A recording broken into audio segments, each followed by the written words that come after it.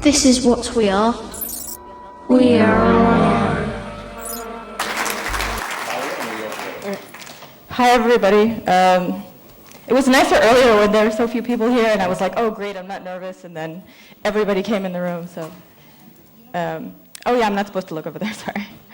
So my name's Rachel Uwa, and I founded School of Machines Making and Make-Believe in 2014 in Berlin. It's an independent art and technology school at the kind of hovering over, I hate that you always say at the intersection of, but like, what are you gonna do? It's kind of at the intersection of art, technology, design, and human connection. So sometimes people ask me how I came up with the name and what's the deal with the name. And actually, a friend of mine helped me write a script to try to figure out what the name could be. At the beginning, I wasn't even sure if it was gonna be a school or an academy, as you see, or like there's also Lodge, like, you know, from the Flintstones, the Water Buffalo Lodge. I always thought that could be like a really cool name. So we kind of put the script together, and some of the results are here. It generated all of these random names, and I was like, okay, which one could be the school? You know, School of Magic and Making, or Lodge of Play and Interaction. And somehow I just liked School of Machines Making and Make-Believe. I kind of added an extra name, and then it kind of worked out. And it kind of encompasses everything I think that I'm really excited about these days, in general, in life. So I wanted to talk a little bit about my background and how I started the school and some thoughts I have and kind of, I guess, hopes for the future of education, we'll see how that goes. So I'm from Texas, not Austin or Dallas or Houston or any of the, I don't even think there's another cool city other than those three, so I'm not from any of those. And I eventually escaped Texas and moved to Chicago. And I went to school there and I studied audio engineering. And then I started to work in the field of audio recording. I started to learn like circuit design, equipment repair, and this kind of thing. And I thought I wanted to design microphones. So I was really, really into, audio. I thought it was magic, and music because it's so powerful. You know, it's like it makes you laugh and cry. And I thought, well, how perfect! I can design microphones and kind of like be a part of that amazing power. But then Bush was in office. Maybe some of you might remember that. And so basically, I ended up on a plane to Amsterdam for the Audio Engineering Society convention the day that Bush started to, or that the US started to bomb Iraq. And I remember that, so there's the monitors in the international flight area, and everybody was in the international section, so they were drinking and having fun because they were like, we're going out of the country, how exciting. But then on the monitors, they were showing like basically the bombing starting to happen, and like it was really devastating. And I was sitting in the bathroom crying, and I was like, I can't believe these people. Like, what? Who are these people? Who are they? Like, who would? Yeah, it was a really emotional time. And then it was also really. Oh, I should go back there. Bush still. It was also really interesting because, so I went to Amsterdam, and then I ended up traveling a little bit around Europe, and there were a lot of protests going on at the time against the US, so I think that's also really an interesting feeling when you're out of your country and everybody's protesting your country, and it's I think it's an important feeling, so I almost would encourage people to kind of like, if your country is experiencing some crazy stuff, like leave and see what the rest of the world thinks. It makes it real, really real. So, okay, eventually then I started to work in visual effects, and yeah, visual effects is really cool. It's like you're basically, like the CG kind of thing. You like do the green screen and like put things into a film that weren't there before, and so that was really interesting, except that like when you're working on films, for example, it's like at the end, like the last few weeks or something, everybody's working like an animal, and so you're working like 18-hour days, 20-hour days, and it's really exhausting, and if you do it enough, you stop feeling human, actually. So I stopped working in visual effects as well, and I decided to go to London and try to feel human again, and try to figure out like what I wanted to do next. So then I bought an iPad, And I was really excited by touchscreen because, well, who isn't? If you've tried it, it's like, wow, for the first time. It's very exciting. And so then I thought, okay, this is the new thing I'm going to do. I'm going to learn to program and make apps and kind of like I feel like I keep trying to do this thing that I can do on my own because it's really difficult to rely on other people to, like, everybody has their own desires and skills and whatever, I mean, like, their own dreams, and so yeah, I thought this is perfect. I can do this and I can put out the things and it'll be all me and that'll be my life. And so then I started to go to like how did that, oh, sorry. Yes, no, yes, okay, cool. Okay, so I'll try to speed this part up. So then I started to go to like every single programming workshop in Berlin, I think. So it was like Python, JavaScript, iOS, and I was always there. I found this place called Open Tech School, and they were offering free programming for people who are interested in learning to code. So I was there all the time, and they were like, "You're always here. Do you want to be part of the organizing team?" So I was like, sure, that would be great. And so I started to help Open Tech School organize events. And since then, it was just in Berlin at the time, but now it's grown, and I think it's in 12 countries or something. And now I'm actually on the board of directors. And basically, it's an open source platform. All the materials online if you want to learn programming, or if you live in a city and you maybe know some programmers, you can kind of all become coaches and use the material online and contribute to it and fix it and this kind of thing. So if anyone's interested in that, you can come talk to me as well.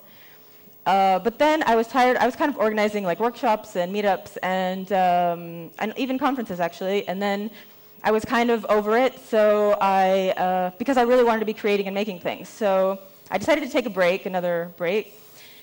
And I found ITP Camp at NYU, which I don't know if anybody knows ITP Camp. It's pretty cool. Yay, high five.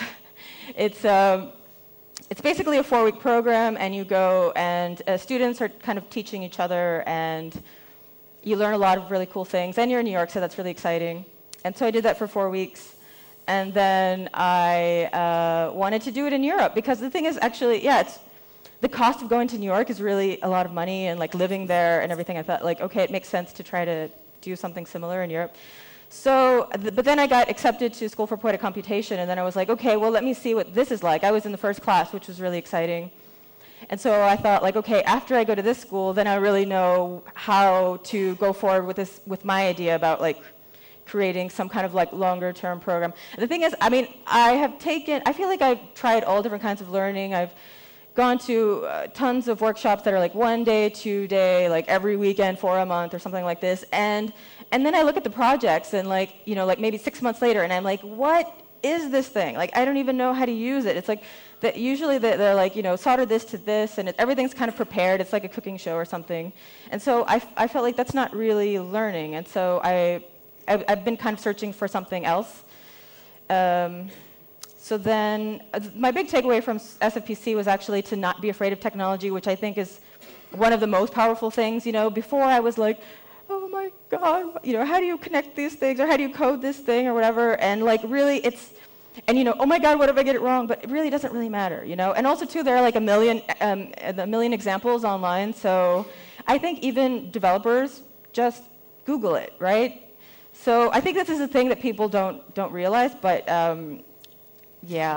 okay. So as soon as I got back from New York, I started organizing 2 programs in the summer, and basically it was on responsive spaces. The first one we were doing like projection mapping and interactives, using open frameworks and using Kinects and stuff like this, and then the second class was focused on physical computing. Since then, I've done 4 other classes. So one on art, activism, and another one, Fabricating Empathy, which was trying to connect humans in outer space, which was really exciting. And then Facts and Fictions, which was, basically, actually, it was a lot of data visualization, but also a lot of data art, which was really exciting. And coming soon was about connecting devices to each other. It was also really cool. It was in Italy. It was the first one that I did out of Berlin, which is actually a thing I want to start doing, is going out of the city to explore new countries with a group of people who also want to learn, which I think will be exciting also for the people who are teaching, because then they get to go, like, let's go to China or Russia and do a 4-week program on, I don't know, like fabrication and making instruments or art, technology, and hip hop or something, I don't know. So, just really quick. So next classes are coming up, and they're on computer vision, neural networks, and machine learning for artists, and virtual reality. So who's it for? A lot of people ask me who attends, and so all different kinds of people are coming to my school, like ad agency creatives and organizers and developers who are kind of sick of the corporate world. And people, like basically tech people who want to be more creative, and artists who are interested to implement technology into their work. Why did they come? So I got this application actually for the summer, and I haven't even had the talk with this guy yet, but I really loved what he wrote on the application. So he said, to make a living in my profession, I had to abandon the passion that drove me to be a filmmaker to a certain extent. So his passion is storytelling. I don't want to sound too pretentious, but thinking about the possibilities of storytelling in VR, I really feel that excitement again. So for me, this is what I'm looking for. Like, I'm not looking at your test scores from like what you did like 10 years ago in school or whatever. I'm really interested in passion and people really excited to learn. So, for example, it's not, although I mean he's a filmmaker and he's obviously, like that class is actually about like building sets and creating virtual reality scenes, and I think he's going to be perfect for it, but just to give you an idea of like who comes. So a couple of projects, so this is like a drawing robot, and this was kind of exploring the idea of the future and how people will be able to not speak but like expose their feelings. This was Martina, she's Polish, and she's studying architecture, which I thought was really cool too, to have like, like someone who's already working in an architecture firm and they are still wanting to leave that for a little while and be more creative. I'm kind of running out of time, so I'm going to skip some of these projects, but this one, so I'm also taking my own classes, and this one was for the digital, the Fabricating Empathy program, and I was kind of exploring the idea of falling in love with inanimate objects, because I think that human relationships are complicated and sex with robots is too expensive at the moment. And so I really think that there, I mean, with a really like strong imagination, I think that it's totally possible. So this is actually a project that I want to take further. Some things that I would like for people to know. It's okay to be shitty at something. I think a lot of people think that you have to be really good if you're going to be a coder. Like, I'm not really good at it, It's like, you have to be shitty at first, It's like, let's all be shitty. So I would encourage people to make a goal of being shitty at something. Like that would be the intent, and then you stick with it. And then eventually you're going to learn. You're going to be, maybe you're just going to be a little bit better at, but still shitty. But still, like, I think that that's kind of a thing. Like, people should start embracing, like, sucking at something. I think it's okay to change your mind as well. A lot of people have already gotten into fields and they are like not feeling satisfied. And I think it's okay to change your mind if you've been doing something for 1 year or 5 years or 10 years or 6 months or something, and you're like, oh, I thought I wanted to do this, and I actually don't. It's okay to like step away and try something new, and to give yourself permission to evolve. I think that's important. Also, no one knows everything. I think a lot of times we're afraid, like we're in talks or something, and people are saying things and we don't really understand, but we don't want to seem stupid, and so we don't actually ask questions. And I think the whole point is we need other people, because we cannot possibly know all there is to know. We just can't. So you have to ask questions. And you cannot feel stupid about it, because it's like that you probably know something that they do not. And you don't have to be perfect as well. I think like I've probably wasted a lot of time, like not announcing things or not doing things because it wasn't perfect, and it's like a time waster. It's like a life waster, or life is passing us by. Also, the words we tell ourselves totally mean something. So if we tell ourselves we can't do something or we're not good at something, then we're not going to be able to do it. So stop telling yourselves that you can't do something, or stop telling yourselves, it's like you can, or just try and be shitty at it, and it's totally going to be fine. Also, watch documentary movies. I would encourage everybody to, especially Adam Curtis documentaries. Anybody love Adam Curtis? Yes, thank you. He's fucking brilliant, seriously. Like, I feel like, the thing is, okay, so I've been watching, I think I went through a stretch of watching all of them over again, because I saw Bitter Lake and I was totally moved, and I was like, oh my God, I didn't know all these things, and I've been living all this time. And so I think that there's, basically it's back in the day, someone was talking and they were like, this is the way to live. And so everybody was like, okay, that's the way to live. But then on the other side of the country, this is the way to live. And so it's like really arbitrary, the things that we believe. And so we can't really judge other people for their beliefs, even though they're different than ours. Really quickly, because I'm running out of time, so my hope for the future with education, one thing would be, like, so I got this application from this girl working in this really nice company in New York, kind of a maker company, and she's like, I would love to come, but I don't know if I can get the time off. It's like 4 weeks. Companies, let your people go for 4 weeks so they can better their lives and feel more human and be excited again. Also, we should start creating new systems, because everybody's kind of trying to change the university system that's already in existence, but they don't really have a need to change, you know? I mean, for them, because it's working for them. So, like, I think we can start building, like, our own parallel systems and kind of totally ignore all of those people and stop wasting our energy, because it's kind of like, although some people might, yeah, sorry, Luke.